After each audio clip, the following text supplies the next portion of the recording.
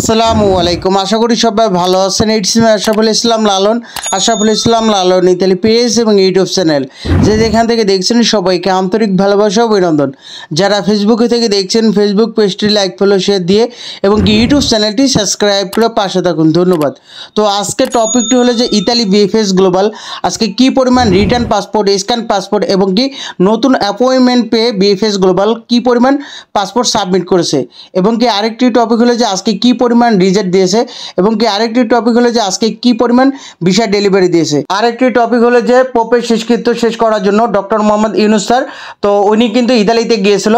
তো ইতালিতে যাওয়ার পর ওই পোপের শেষকৃত্য শেষ করার পর যে ইতালিতে কর্মরত যারা বাংলাদেশি আছে ইতালি প্রবাসী তো তাদের উদ্দেশ্যে এবং কি যারা ভিসা ভুক্তভোগী বা এই যে বিভিন্ন সমস্যাটা এটা নিয়ে তো কথা তুলে ধরবে। এই বিষয় নিয়ে কিন্তু ওইখানে কর্মরত যারা আছে ইতালিতে রোম শহরে সাংবাদিক ভাইরা যারা আছে এর মধ্যে ডিবিসি নিউজ, এখন টিভি, তারপর এনটিভি, তারপর চ্যানেল 24 এই ভাই ব্রাদারদের সাথে কন্ট্যাক্ট করা হয়েছিল যে তারা যাতে ইতালি ভিসা ভুক্তভোগী যারা 2022 সাল এবং কি 2023 সাল এবং কি 2024 সালের যারা ভুক্তভোগী আছে দীর্ঘদিন অপেক্ষা, যে কেউ পাসপোর্ট রিটার্ন এনে অপেক্ষা আছে এবং কেউ স্ক্যান পাসপোর্ট জমা দিয়ে বসে আছে, কেউ অ্যাপয়েন্টমেন্টের জন্য মেল করে বসে আছে। তো এই বিষয়ে ভুক্তভোগীদের নিয়ে কিন্তু এই সাংবাদিক ভাইদের সাথে কথা বলা হয়েছিল এবং কি তারাও আমাদেরকে আশ্বাস দিয়েছিল যে এই বিষয়টা ডক্টর মোহাম্মদ ইউনূস স্যারের কাছে তুলে ধরবে এবং কি যারা প্রবাসী ওখানে আছে তো তাদের যে উদ্দেশ্যে যখন ভাষণ দিবে বা তাদের সাথে মিটিং করবে ওইখানে এই সাংবাদিক ভাইরা এই কথাগুলো তুলে ধরবে। দুঃখের বিষয় হলো যে ডক্টর মোহাম্মদ ইউনূস স্যারের সাথে ইতালিতে কর্মরত বাংলাদেশি ভাইদের সাথে এবং কি ওইখানে উপস্থিত সাংবাদিক ভাইদের সাথে যে একটা মিটিং হওয়ার কথা ছিল ওইটা আসলেই হয় নাই।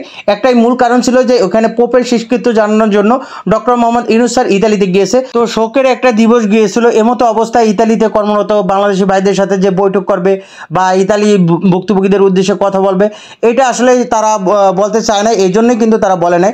তবে বিশেষভাবে যারা উপস্থিত ছিল এখানে তাদের মধ্যে দুইজন অন্যতম, যে প্রধান উপদেষ্টা ডক্টর মোহাম্মদ ইউনূস স্যারের পেজ সচিব শফিকুল আলম এবং কি আরেকজন আছে যে ইতালিতে কর্মরত বাংলাদেশের অ্যাম্বাসি রফিকুল হক। তো এই দুজন ওনারা কিন্তু সাংবাদিকদের সাথে কথা বলেছিল এবং কি ইতালি ভিসা ভুক্তভোগীদের উদ্দেশ্যে কিছু কথা বলছিল এবং কি আমাদের বিশেষভাবে চ্যানেল 24-এর সজীব আহমেদ রিয়ন ভাইও কিন্তু শফিকুল আলমের কাছে জিজ্ঞাসা করছিল যে বিএফএস গ্লোবাল যে দুর্নীতি হয় এই বিষয়টা নিয়ে কথাগুলো তুলে ধরছিল। তো একমাত্র ওনাকেই দেখছিলাম।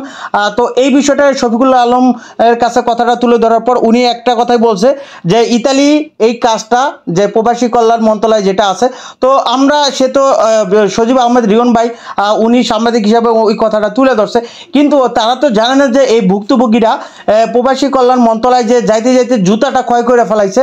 তো এখানে তারা তো ওই আশানুরূপ কাজ করতেছে না। এর মধ্যে ইতালিতে কর্মরত বাংলাদেশের রাষ্ট্রদূত যেটা রফিকুল হক তো উনি কিছু কথা বলেছে যে বিগত কয়েক মাস আগে যে আপনারা জানেন যে ডক্টর ইউনূস স্যারের সাথে এবং কি ইতালি প্রধানমন্ত্রী জর্জা মেলোনির সাথে যে বৈঠকটা হয়েছিল তার কিছুদিন পর ইতালি পররাষ্ট্র মন্ত্রণালয়ের ভাইস মিনিস্টার মারিয়া ত্রিপদি উনি বাংলাদেশে আসছিল।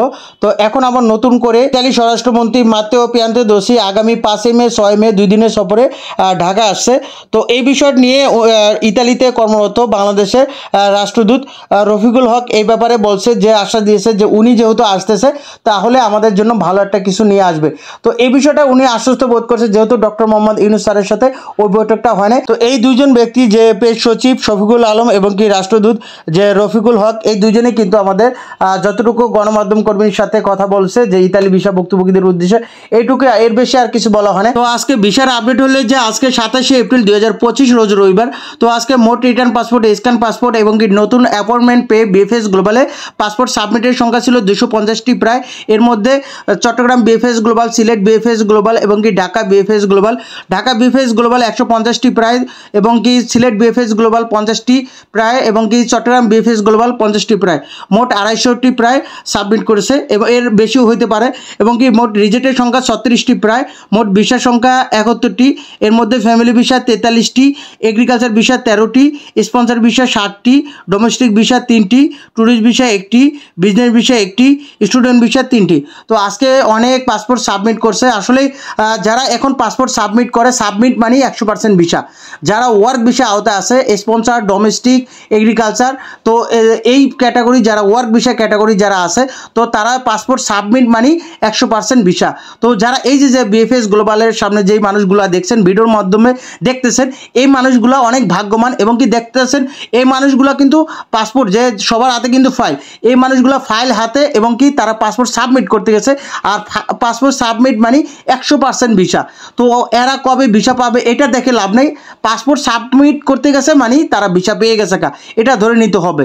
তো এখানে ফ্যামিলি ভিসার ক্যাটাগরি আলাদা। তো আজকে গণহারে ফ্যামিলি ভিসা জমা নিছে। তো আজকে অ্যাপয়েন্টমেন্ট ব্যতীত মানে অ্যাপয়েন্টমেন্ট ছাড়া যাদের নলস্তা 30 দিনের মেয়াদ মানে 30 দিনের পর মধ্যেই শেষ হয়ে যাবে তাদের আজকে গণহারে জমা নিয়েছে। তো সবার উদ্দেশ্যে একটাই কথা বলবো, 2022 সাল, 2023 সাল, 2024 সাল এবং কি 2025 সাল এখানে স্ক্যান পাসপোর্ট, রিটার্ন পাসপোর্ট এবং কি অ্যাপয়েন্টমেন্টের জন্য মেল করে বসে আছে সবারই কিন্তু একই প্রসেসে যাচাই বাছাই কমপ্লিট করা হবে। দেখেন এখানে যা শহর ভিত্তিক বর্তমানে ভিসাগুলো দিতেছে। তো আপনারা দেখছিলেন যে রাগুসা, পালেরমো, সিসিলিয়া, বেনি, সিএনএ, তো এই শহরগুলো থেকে প্রচুর পরিমাণ কিন্তু ভিসা দিয়েছিল। তো বর্তমানে যেই শহরগুলো ভিসা দিতেছে এই শহরগুলোর নামও শুনে নাই, নতুন নতুন শহরগুলো আসতেছে। তো প্রত্যেকটা শহরে কিন্তু ধারাবাহিকভাবে তারা কাজ করতেছে, তবে সীমিত আকারে কিন্তু ছোটো ছোটো শহরগুলো থেকে ভিসা দেখতে পারতেছি। তো ইদানিং কিন্তু এই যে গত সপ্তাহ ভালো কিছু কাজ করছে এবং কি এই সপ্তাহ কিন্তু এখন সপ্তাহের প্রথম, যেহেতু আজকে রবিবার, তো আজকে কাজ মোটামুটি আলহামদুলিল্লাহ ভালোই করতেছে। দেখেন ভাই আপনাদের সবার উদ্দেশ্যে একটা কথা বলি, এই যে ভিডিওগুলো দেখতেছেন এখন মূলত বিএফএস গ্লোবালে যারাই যায় তারাই কিন্তু পাসপোর্ট সাবমিট করার জন্য যায়। আপনারা জানেন যে বিএফএস গ্লোবাল বা কল সেন্টার বা হেল্প সেন্টার যেটা বলে, হেল্প সেন্টার কিন্তু এখন টোটালি বন্ধ, তারা কিন্তু কোনো রকম তথ্য দেয় না, তথ্য কিন্তু আরও আগে থেকেই বন্ধ করে দিয়েছে। তো যারা আগে অনেকে যাইতো যে তথ্য নেওয়ার জন্য, অ্যাপয়েন্টমেন্টের তথ্য বা ভিসার তথ্য নেওয়ার জন্য, কিন্তু এখন কেউ তথ্য নেওয়ার জন্য জানা, কারণ যেহেতু তথ্য তারা দেয় না বিএফএস গ্লোবাল থেকে। তো এখন যারা যাইতেছে পাসপোর্টগুলো সাবমিট করা মানে তারা আপনি এখন আগে তো ওরকমভাবে বোঝা যাইতো না যে ভিসা কে পাইবো বা কারা পাইবো না, এটা বোঝা যাইতো না। এখন সাবমিট মানে 100% ভিসা, এটা তো আপনি শিওর জানেন, যেহেতু তারা বিএফএস গ্লোবালে গেছে পাসপোর্টগুলো সাবমিট করতে গেছে, হাতে দেখতেছেন পাসপোর্ট, তো তারাই মনে করেন ভিসা পেয়ে গেছে গা। সাবমিটটা এসএমএস আসলেই মনে করবেন যে 100% ভিসা। তো আপনারা একটা প্রশ্ন, কমন প্রশ্ন যেটা করেন যে ভাই সবাই পাইতেছে আমি কেন পাইতেছি না, আপনিও অপেক্ষা করেন, আপনিও পেয়ে যাবেন। তবে আপনি যখন পাইবেন তখন কিন্তু এই কমেন্টে আপনাকে পাওয়া যাবে না, আপনি যখন ভিসা পাবেন কমেন্টে এসেও বলবেন না। তো যারা এখন ভিসাগুলো পাইতেছে তারা কিন্তু কমেন্টে এসে বলে না, দেখেন একটা কমেন্টে খুঁজে দেখেন ওইরকম বলে, ওইরকম বলে না।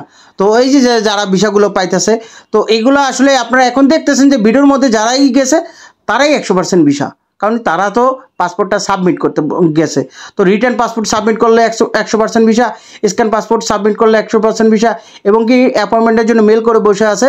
তো তারা যদি অ্যাপয়েন্টমেন্ট পায় তো মেন পাসপোর্টটাই কিন্তু তারা জমা দেয়, তারাও কিন্তু 100% ভিসা। তো এখন আসলে ভিসা পাবেন কি পাবেন না এটা কিন্তু বোঝা যায় যে আপনি ভিসা পাবেন বা আপনি ভিসা পাবেন না। যে রিটার্ন আনলে, রিটার্ন আনার পর যদি রেডি ফর কালেকশন এসএমএস দেখেন সরাসরি, তাহলে কিন্তু 100% রিজেক্ট। যদি আপনি স্ক্যান পাসপোর্ট জমা দিয়ে যদি সরাসরি রেডি ফর কালেকশন এসএমএস দেখেন তারপরও কিন্তু 100% রিজেক্ট। এবং কি অ্যাপয়েন্টমেন্টের জন্য যারা মেল করে রাখছেন তারা তো মেলের মাধ্যমেই জানাই দিবে যে আপনি অ্যাপয়েন্টমেন্ট পাইছেন। তো আপনাদেরকে বলে রাখি, যদি পাসপোর্ট সাবমিট করতে বলে তাহলে your visa ready, request your passport BFS global submit. এবং কি যারা ছোটো ছোটো শহরগুলোতে আছেন তো আপনারা আপনাদের মাধ্যমের সাথে কন্ট্যাক্ট করে রাখেন।